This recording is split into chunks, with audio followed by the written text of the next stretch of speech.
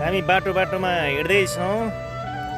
एलेक्जेन्ड्रो कुच पार्कमा छौँ अनि यहाँनिर हाम्रा पछाडि बहिनीहरू दाइ आउँदै हुनुहुन्छ। कस्तो लाग्यो पार्क दिदी तपाईँलाई?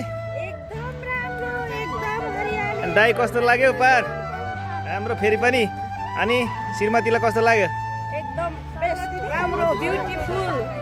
गोमा बहिनी पार्क राम्रो छ नि? एकदम राम्रो छ। साथीभाइहरू तपाईँहरू पनि आउन सक्नुहुन्छ। अनि उर्मिला बहिनी पार्क कस्तो लाग्यो? राम्रो छ।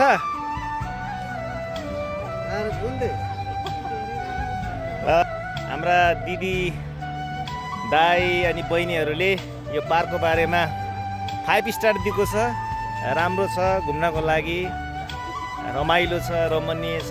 यहाँका मानिसहरूको पनि हामी घुइँचो देख्छौँ यहाँनिर हेर्नको लागि। यहाँनिर अगाडितिर हामी यहाँनिर मान्छेहरू यहाँनिर यो तालको छेउमा बसिराखेको छ अनि छेउछेउमा अनि यता पनि आइराखेको हामी पाउँदछौँ।